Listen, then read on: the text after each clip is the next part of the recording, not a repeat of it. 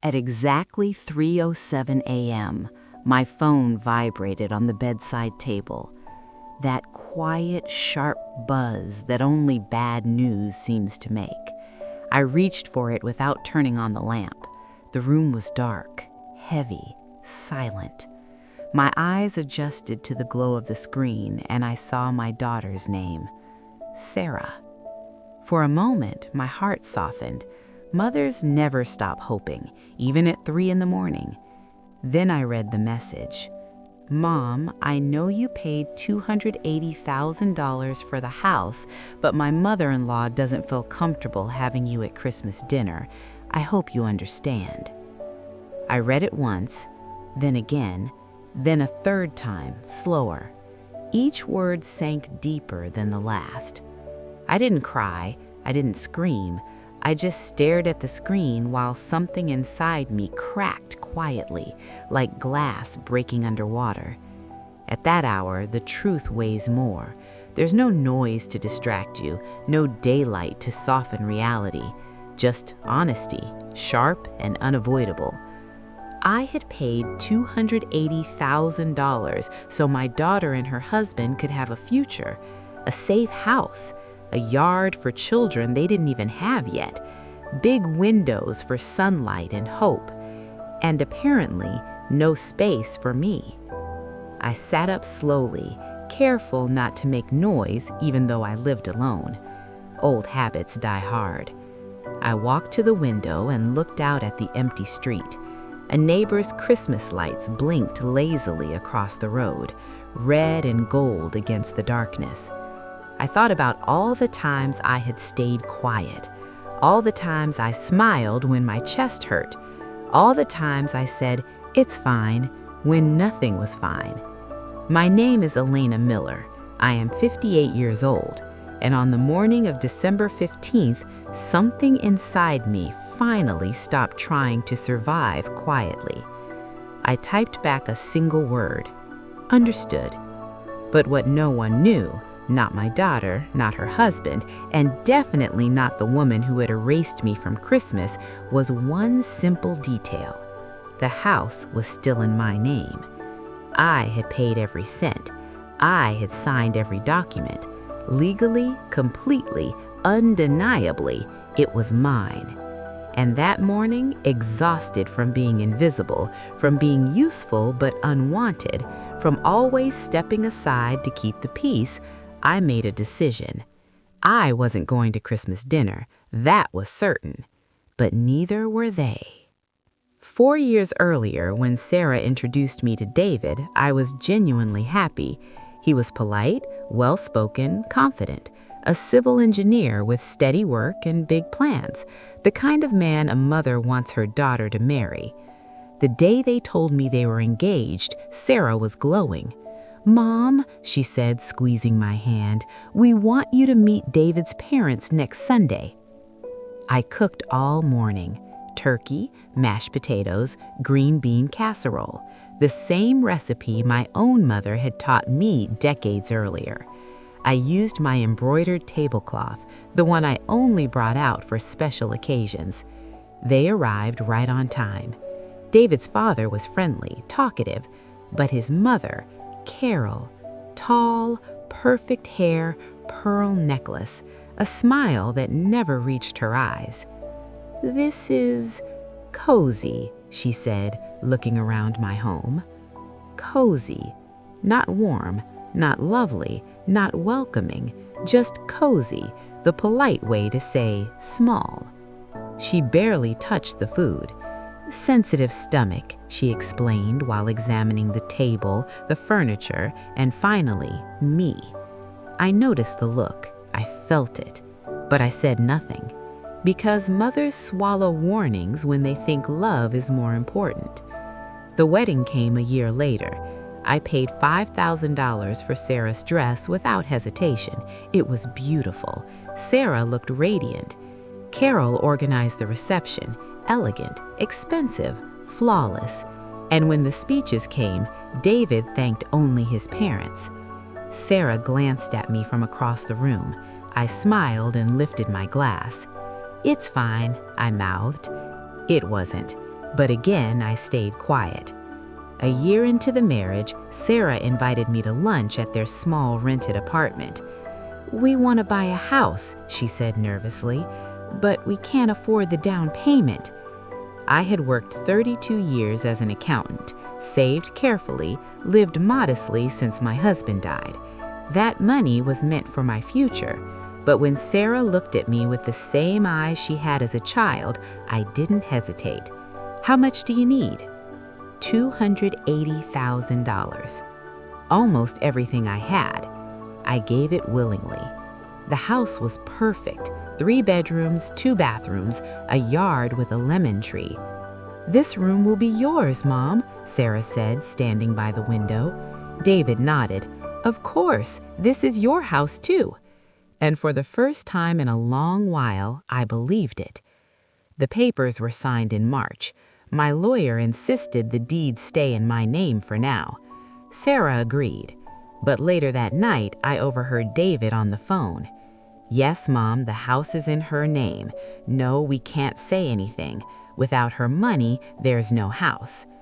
Something shifted that night, quietly, permanently. I helped furnish the house, bought appliances, paid for furniture, gave them my best dining table.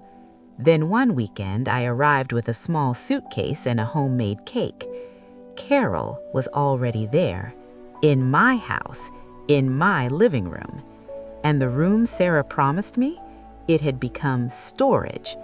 Boxes, old clothes, an exercise bike. That night, sitting alone on the edge of that bed, I didn't cry, but something inside me began to splinter. And that was only the beginning. I didn't know it yet, but the moment my room became a storage space was the moment I stopped being family. And when Christmas came closer, they were about to learn something dangerous. A woman who has been silent for too long doesn't explode. She plans. After that weekend, things didn't explode all at once. They faded, and fading hurts more than breaking. At first, I told myself I was imagining things, that I was tired, sensitive, overthinking. That's what women my age are taught to believe when something feels wrong, but no one says it out loud. Sarah stopped calling every day. Before, we talked nightly, even if it was just 10 minutes before bed. Now, days passed without a word. When I called, she often didn't answer. When she did, her voice was rushed. "Mom, I'll call you later." Later never came. "Mom, I'm out with David's parents." "Mom, we're busy today." Busy became the excuse for everything.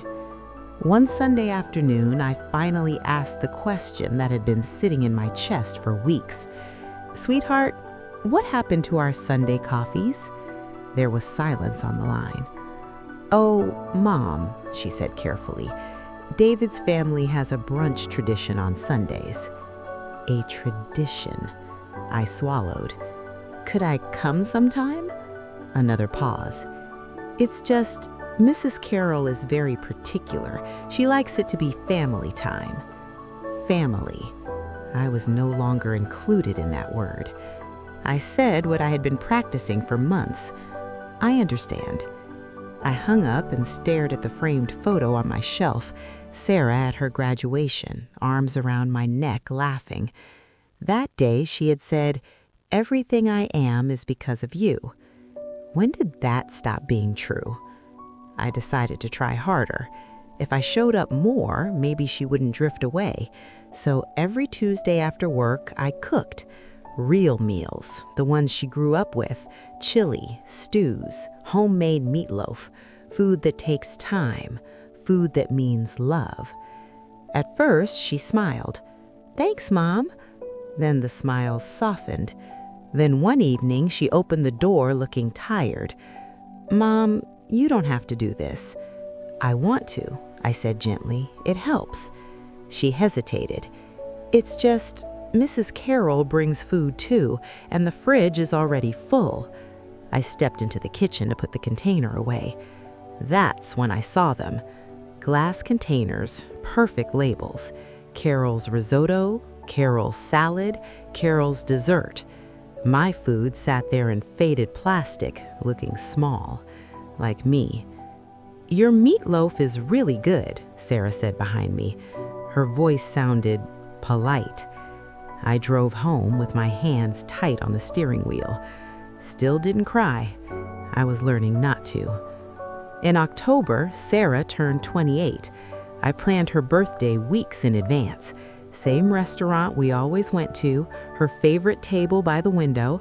I invited her friends, my sister, everyone. She called me that night. "Mom, this is awkward."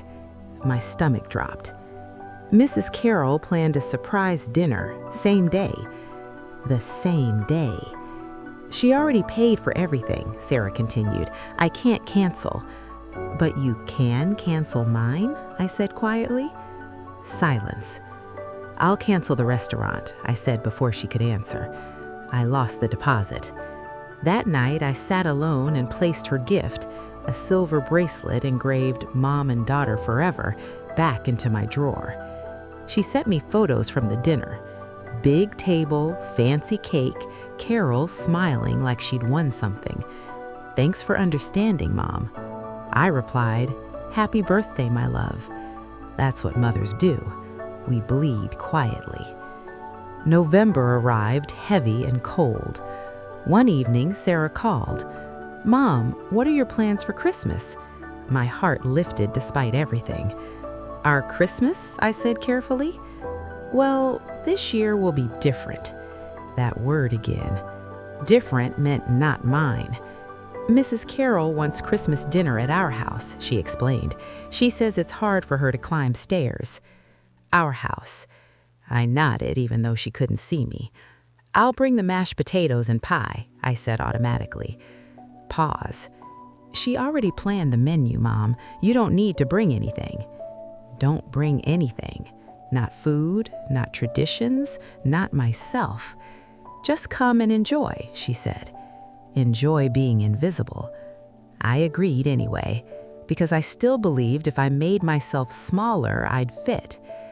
On December 10th, I went to buy Sarah's Christmas gift. Silver earrings, blue stones, her favorite color. $230. Money was getting tighter, but I didn't care. I still thought love could fix this. While sitting in the mall, my sister Susan called. "Ellie, I don't know if I should tell you this." My chest tightened. She had overheard Sarah and Carol at the supermarket. Carol said my presence at Christmas made her uncomfortable. She doesn't fit in.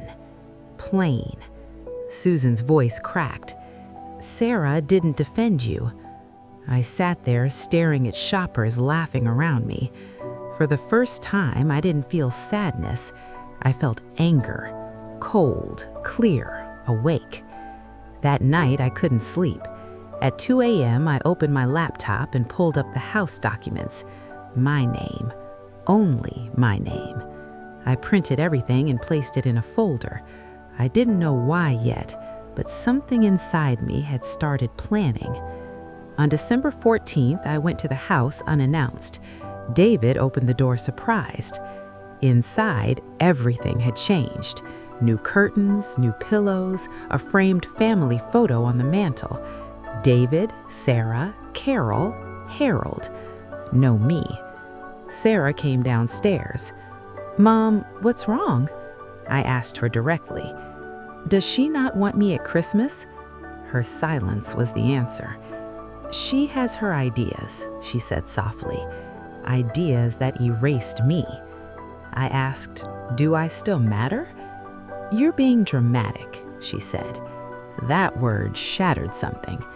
Then she snapped. "If it bothers you so much, take your damn money." I left, and that was the moment I knew. This wasn't misunderstanding. This was replacement. That night, I texted my lawyer, because when someone tells you to take your damn money, you finally understand exactly where you stand. I barely slept that night. Every time I closed my eyes, I heard Sarah's voice again. "Take your damn money."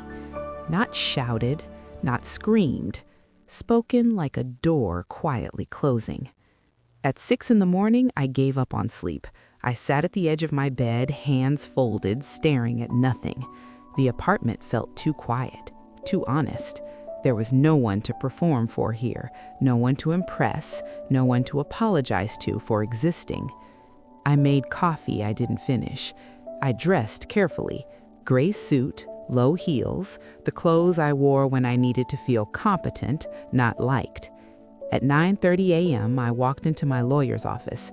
Mr. Baker had handled my finances for years. He knew my habits, my caution, my tendency to put everyone else first. "Ellie," he said gently, "you sounded shaken." I placed the folder on his desk. "I need to know exactly what my rights are." He opened the documents and read in silence. The sound of paper turning felt louder than it should have. Finally, he looked up. "Ellie, this house is entirely yours." I blinked. "Entirely?" "Yes, your name is the only one on the deed. Sarah and David are occupants, nothing more." "What does that mean?" I asked, even though my heart already knew. "It means you can sell it, rent it, or ask them to leave." Just like that. I sat very still. "They can't stop me?" "No." I exhaled slowly. "Prepare the sale documents." He hesitated. "Ellie, this is your daughter." "I know. Once you do this, things won't be the same. They already aren't." He nodded and began typing. I asked one last question. "Can it be done before Christmas?" He looked at me carefully. "Yes, if you're willing to lower the price." "How much?" $270,000, cash buyer." I didn't hesitate. "Do it." And in that moment, I felt something strange. Not relief, clarity. The next few days passed like a quiet storm. Sarah didn't call. I didn't either. On December 18th, Mr. Baker called. I found a buyer, cash, $265,000, closing on the 23rd. I would lose money, but I would gain myself. I accept. I cried after hanging up, not from sadness, but from release. For the first time, I wasn't choosing peace at my own expense. On December 20th, Sarah messaged me. "Mom, are you coming to Christmas dinner? We expect you at 7. "We expect you, not we want you." I replied, "Of course," and for once I didn't feel guilty for lying. On December 23rd, I signed the papers. The check felt heavy in my purse. The house was no longer mine. It was no longer theirs either. That afternoon, I wrote myself a letter. "You chose dignity today." I slept peacefully for the first time in months. Christmas Eve arrived cold and bright. I dressed carefully. Blue dress, silver earrings my husband had given me years ago. I looked in the mirror and finally recognized the woman staring back. At 6:25 p.m., I parked in front of the house I bought, the house I lost, the house I reclaimed. Inside, it smelled like cinnamon and turkey. The table was set beautifully. 6 chairs, not 7. Carol sat at the head like royalty. She didn't stand to greet me. Dinner began. Laughter, toasts. Carol raised her glass. To family, to this wonderful house. I didn't drink. At 7:30, the doorbell rang. David went pale. A man stood there with an envelope, a process server. Sarah opened it, her face drained of color. She turned to me. "Did you do this?" "Yes," I said calmly. Chaos erupted. Carol shouted. David argued. Sarah cried. "You sold the house?" "Yes." "How could you?" Because I finally understood I wasn't welcome. Carol called me bitter. I smiled. "I'm free." I wished them Merry Christmas, and I walked out. I thought that was the end. I was wrong, because losing the house wasn't the hardest part. Facing my daughter afterward was. I drove for almost an hour after leaving that house. No destination, no music, just empty streets and blinking traffic lights. The city was quiet, wrapped in Christmas warmth that no longer belonged to me. Families were inside, laughing, opening gifts early, clinking glasses. I was alone in my car, hands steady on the wheel, heart strangely calm, not numb, clear. When I finally stopped, it was at a lookout above the city. Thousands of lights stretched out below me, each one a home, a story, a family holding on to something.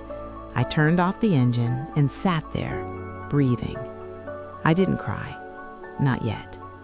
I took out my phone, missed calls, messages, dozens of them. I opened Susan's first. "Ellie, are you okay? Sarah is hysterical. Please tell me you're safe." I replied simply, "I'm okay. I chose myself." Then I turned the phone off and placed it in the glove compartment. For the first time in years, no one could reach me. The next days were quiet, unnaturally quiet. I didn't answer the phone, I didn't open messages, I didn't explain myself to anyone. I walked in the park, I read books I'd been saving for later, I drank coffee slowly instead of gulping it between responsibilities. I existed. On December 27th, Susan knocked on my door. She looked worried, exhausted, protective. "You scared everyone," she said softly. I needed space. She studied my face. "You look lighter." "I feel lighter." Ellie had been calling her constantly, crying, angry, confused. "She says you destroyed her life." I smiled faintly. I didn't destroy her life. I stopped sacrificing mine. Susan took my hand. "You know this may never fully heal." "I know. But you still did it." "Yes." She hugged me tightly. "Then I'm proud of you." Those words stayed with me. On January 2nd, I turned my phone back on. 43 messages. Sarah's messages moved from rage to panic to exhaustion. The last one read, "Mom, are you really going to let this end like this?" I answered only once. "Bring my things whenever you want, but come alone. If you want to talk, it will be just you and me." 3 hours later, she replied, "Saturday, 10 a.m. Saturday arrived gray and heavy. I cleaned my apartment slowly, not because it needed it, but because I needed something steady to do. I placed fresh flowers on the table, made coffee, and sat and waited. At exactly 10 a.m., the doorbell rang. I opened the door. Sarah stood there holding 2 boxes. No makeup, dark circles under her eyes, smaller somehow. "Hi, Mom." "Hi, my love." She stepped inside quietly. We sat across from each other like strangers who shared a past too big to name. Minutes passed in silence. Finally, she spoke. "I don't understand why you did it like that." I looked at her calmly.